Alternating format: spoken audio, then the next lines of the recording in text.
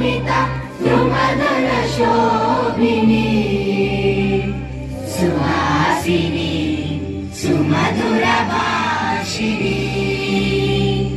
सुखदां वरदां मातरं वन्दे मातरं वन्दे मातरं।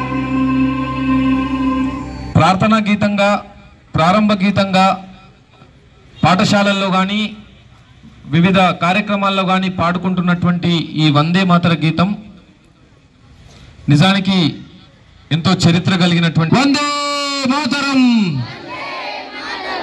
అనండి, మాతరం మాతరం మాతరం మాతరం వందే మాతరం. ఓకే, ఈరోజు వందే మాతర గేయాన్ని ఆలపించి 150 సంవత్సరాలైన సందర్భంగా జాతి యావత్తు ఈరోజు ఆ యొక్క జాతీయ ఆనాడు ఉద్యమానికి ఊపిరిపోసిన నినాదం ఏదంటే వందే మాతరం. ఎవరి నోట విన్నా, ఇందాక శ్రీనివాస్ సార్ చెప్పారు, బెంగాలీలో ఏ ఉద్యమమైనా ఎక్కడి నుంచి ప్రారంభమయ్యేది? అప్పుడు బెంగాల్లో చాలా గొప్ప గొప్ప జాతీయ నాయకులు, పండితులు, కవులు అక్కడి నుంచి దేశ ఉద్యమాలు అక్కడి నుంచే ప్రారంభమయ్యాయి. ఈ యొక్క వందే మాతర ఉద్యమం అంటే 1875 నవంబర్ 7న ఆలపించడం జరిగింది. అప్పటి నుంచి ఇప్పటికీ 150 సంవత్సరాలు పూర్తయిన సందర్భంగా ఈరోజు ఉత్సవాలు నిర్వహించుకుంటున్నాం దేశవ్యాప్తంగా. ఈ వందే మాతరం అనేది బంకిం చంద్ర చటర్జీ రాసినటువంటి ఆనందమట్టులోని ఒక మణిపూస. ఆ యొక్క గేయం ఒక తారక మంత్రంలా దేశవ్యాప్తంగా కాశ్మీర్ నుంచి కన్యాకుమారి వరకు ఎవరి నోట విన్నా, వృద్ధులు, యువకులు, పిల్లలు ఎవరు ఎదురైనా సార్ చెప్పారు ఇందాక, నమస్తే కాదు వందే మాతరం. దాని విన్న బ్రిటిష్ వారు సహించలేకపోయారు.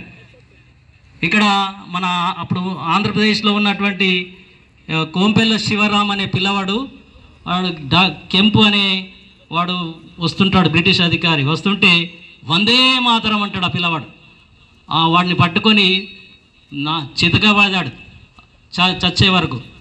ఆ విధంగా వందే మాతరం రామచంద్రరావు అనే ఉపాధ్యాయుడు ఉండేవాడు.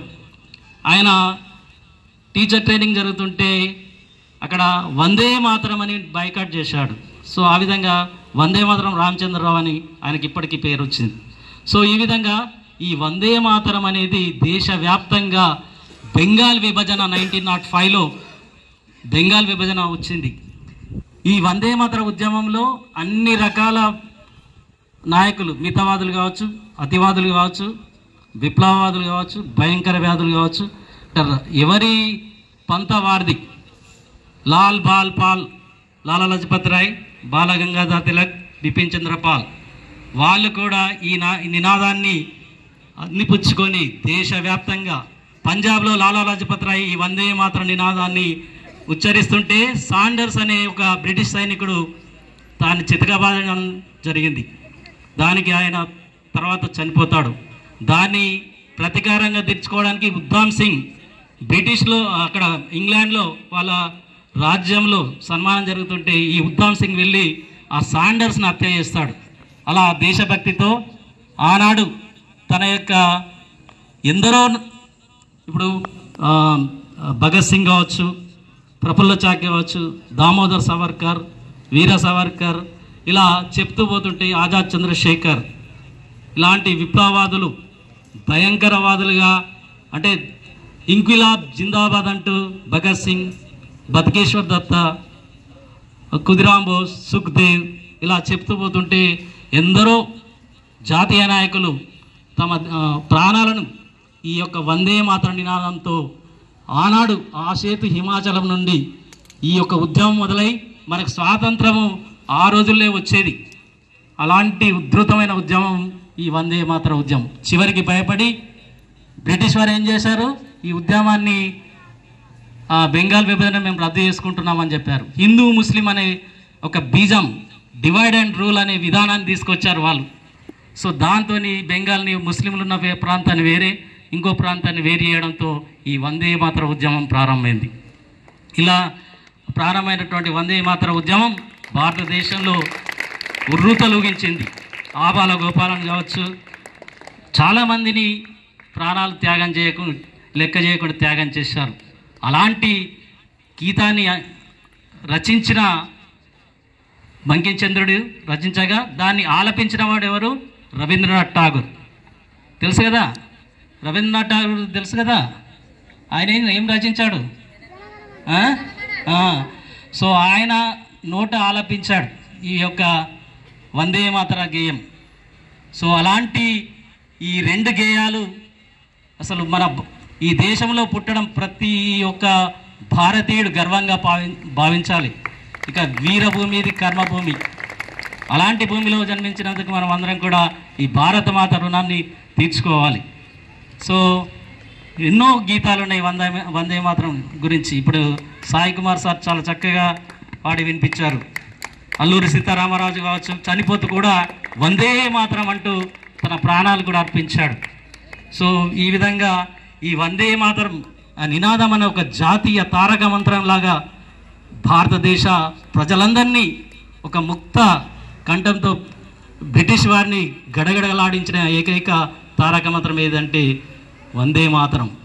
సో అది ఒక జాతీయ ఉద్యమం. తర్వాత వచ్చాయి ఉద్యమాలు. తర్వాత వందే మాతరం ఉద్యమం తర్వాత 1919 జలియన్ వాలాబాగ్ సంఘటన వ్యతిరేకంగా సహాయ నిరాకరణ, 1930లో శాసన ఉల్లంఘన, దండి సత్యాగ్రహం, 1942 క్విట్ ఇండియా. సో ఈ విధంగా లాస్ట్ ఉద్యమం do or die. So 1942 quit ఇండియాతో మన భారతదేశానికి స్వాతంత్రం రావడం జరిగింది. ఏది ఏమైనప్పటికీ ఈ 150 సంవత్సరాలు అప్పటి నుంచి ఇప్పటి వరకు ఈ తారక మంత్రం, ఈ యొక్క వందే మాతర గీతం అనేది ఎప్పుడు ఆ చంద్ర తారార్కం అంటే సూర్య చంద్రులు ఉన్నంత మట్టుకు ఆ గీతం భారతదేశంలో ప్రతి నోట వినిపిస్తూనే ఉంటుంది, ప్రతి గొంతులో మరి మనం కలిసి పాడుతూనే ఉంటాం. Thank you. వందే మాతరం, వందే మాतरम। हो मस्तक नत से हम करे राष्ट्र अभिवादन, हम करे राष्ट्र आराधन आराधन।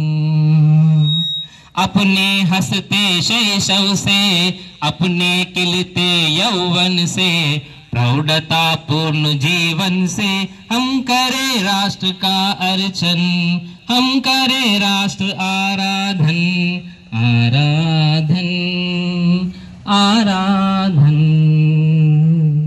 अपने अतीत को पढ़कर, अपना इतिहास उलटकर, अपना संकल्प समझकर हम करे राष्ट्र का चिंतन, हम करे राष्ट्र आराधन आराधन आराधन। हमने उसे दिया था राष्ट्र का उच्च सिंहासन, वह काल चक्र के गति से वह टूट गया सिंहासन। माँ जिस पर बैठी सुख से करती थी जग का शासन, अपना तन मन धन देकर हम करे पुनः संस्थापन, हम करे राष्ट्र आराधन आराधन आराधन आराधन। हमने तिलक दिए थे माँ के अर्शोनित से, हमने श्रृंगार किया था माँ के अरमुंडों से। हम करे राष्ट्र आराधन, हम करे राष्ट्र आराधन आराधन ఆరాధన్।